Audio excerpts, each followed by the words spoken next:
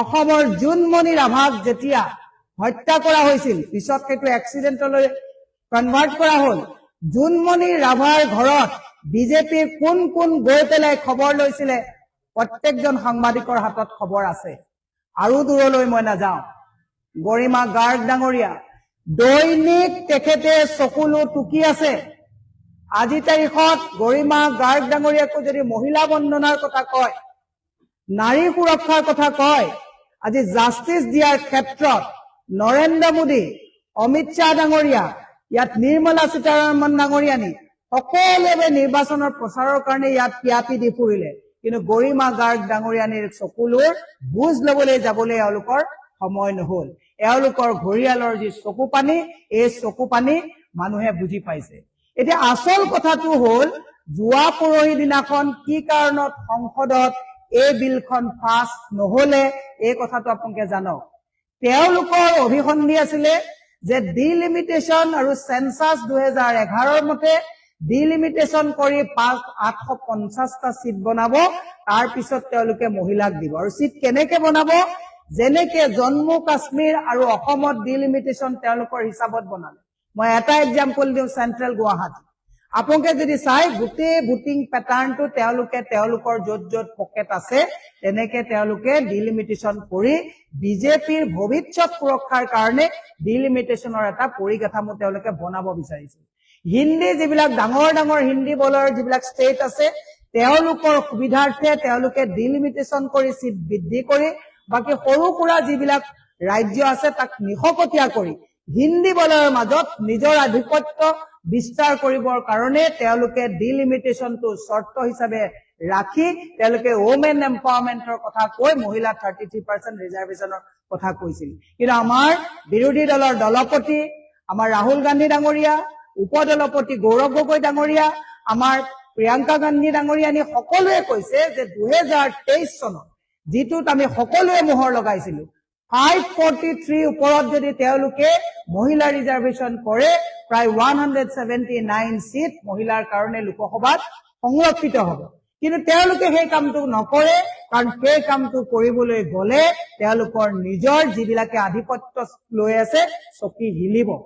সেই কাৰণে তেওঁলোকে কি কৰিব বিচাৰিছে যে নিজৰ এটা ডায়াগ্ৰাম বনাই চৰকাৰৰ হাতত গোটেই ডিলিমিটেশনৰ পক্ষপাতমূলক ভাৱে গোটেই ব্যৱস্থাটো ৰাখি চৰকাৰী আধিপত্যত যেনেকে আজি তাৰিখত দেখিলে যে গোটেইবিলাক সুপ্ৰিম কোৰ্ট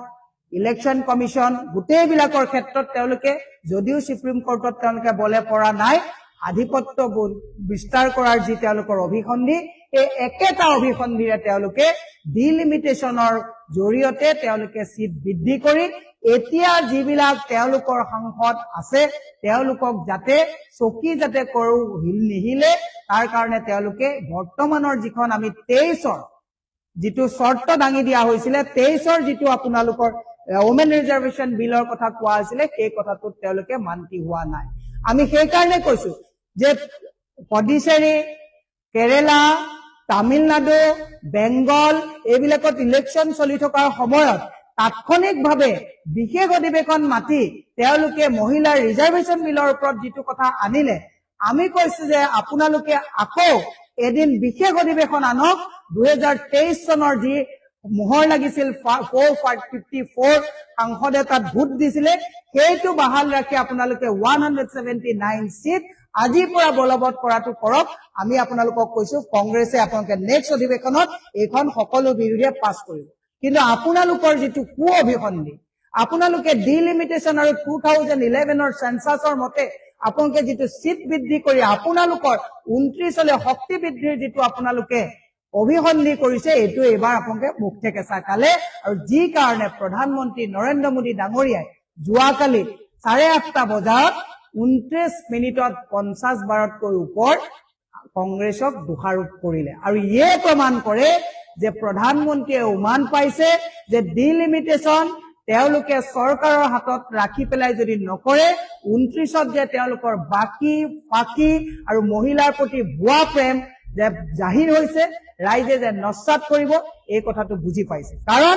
যোৱা লোকসভা নিৰ্বাচনত চাৰ্চ পাৰৰ কথা কৈছিলে, কিন্তু তেওঁলোকে চাৰ্চ পাৰটো দূৰৰ কথা, তেওঁলোকে 300 পাৰ কৰিব নোৱাৰিলে আৰু সেই উমান পাই তেওঁলোকে গোটেই ব্যৱস্থাটো সেই বৃদ্ধিত কৰিব বিচাৰিছিলে। সেইকাৰণে আমি মনত পেলাই দিছো, অসমতো বিজেপিৰ যিসকলে মহিলা প্ৰেমৰ কথা কৈছে তেওঁলোকক আমি মনত পেলাই দিছো। ইন্দ্ৰাণী তহবিলদাৰৰ যেতিয়া আত্মহত্যা হৈছিলে তেওঁৰ ঘৰত গবলৈ মনত নপৰিলে নেকি? জোনমণি ৰাভাৰ মাতৃয়ে যেতিয়া এতিয়াও নগাঁৱত জোনমণি ৰাভাৰ সেই কাঠৰ টেবুলখন আৰু কাঠৰ বিচনাখন আনিবৰ কাৰণে কান্দি কান্দি অৱস্থাত নাইকিয়া অৱস্থা হৈছে, কিয় জোনমণি ৰাভাৰ ঘৰলৈ এই পবিত্ৰ মাৰ্ঘেৰিটাহঁতৰ মন নপৰিলে নেকি? মণিপুৰৰ কথাত আপোনালোকৰ মনত নপৰে নেকি? অন্নময় বৰুৱাৰ কথাত আপোনালোকৰ মনত নপৰে নেকি? আপোনালোকে এইবাৰ বিধানসভাত কিয় 6 গৰাকী দিলে? মই চেন্ট্ৰেল গুৱাহাটীলৈকে যাওঁ, 3 গৰাকীমান মহিলাই আপোনালোকৰ টিকেট বিচাৰিছিলে। ইমান মহিলা প্ৰেম, আপোনালোকে মহিলাক নিদি বিজয় গুপ্তা ডাঙৰীয়াক তাত টিকেট দিলে। আপোনালোকে সাপ হৈ খুটে, বেজ হৈ জাৰে। গোটেই ভাৰতবৰ্ষই গম পাইছে যে বিজেপিয়ে শক্তি বন্দনাৰ কথা কয়, মহিলা শক্তি কথা কয়। 1250 টকা দি মহিলাক তেওঁলোকে নিজৰ আয়ত্ত কৰিবলৈ গৈ শপত গ্ৰহণ কৰে, ভোট লয়, কিন্তু এওঁলোকে যেতিয়া মহিলা বিপদত পৰে মহিলাৰ চকুৰ পানী বুজ লবলৈ সময় নাথাকে। শেষত আকৌ মনত পেলাই দিলো, নৰেন্দ্ৰ মোদী ডাঙৰীয়া, অমিত শ্বাহ ডাঙৰীয়া, গোটেই বান্দেল মন্ত্ৰী ইয়ালৈ আহিল, গৰিমা গাৰ্গৰ চকুৰ পানী মুচিবলৈ কিন্তু আৰু সময় নহল। জুবিন ক্ষেত্ৰত গৈ পেলাই গৰিমা গাৰ্গক ন্যায় দিয়াৰ ক্ষেত্ৰত এবাৰ 1 মিনিট খাৰা হবলৈ এওঁলোকৰ কিন্তু সময় নোলাল। সেইকাৰণে আজি এই সংবাদ মেলৰ জৰিয়তে অসমৰ ৰাইজক বুজাব বিচাৰিছো যে বিজেপিয়ে যেতিয়া এনেকুৱা নেৰেটিভ সেট কৰে জানিব যে ইয়াৰ ভিতৰত এটা ডাঙৰ অভিসন্ধি আছে। আৰু সদায় আপোনালোকে এটা বস্তু দেখিব, ৰাতি 8:30 বজাত প্ৰধানমন্ত্ৰীয়ে যেতিয়া সংবাদ মেল সম্বোধন কৰে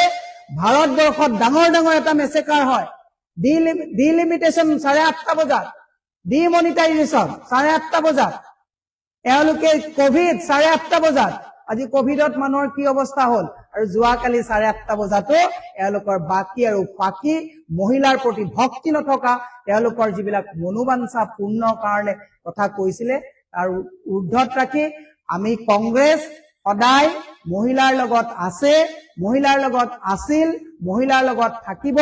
আৰু যদি আপোনালোকে ভালকে চাই গোটেই ভাৰতবৰ্ষত পঞ্চায়তী ৰাজ ব্যৱস্থাত 14 লাখ মহিলাই দপদপাই পঞ্চায়তত কাম কৰি আছে, এই কথাবিলাক পাহৰি যোৱাটো মানে উচিত নহব। আৰু মহিলাৰ সুৰক্ষাৰ ক্ষেত্ৰত আজি ভ্ৰূণ হত্যাক লৈ পেলাই আইন অনাৰ ক্ষেত্ৰত কোনে কাম কৰিছিলে?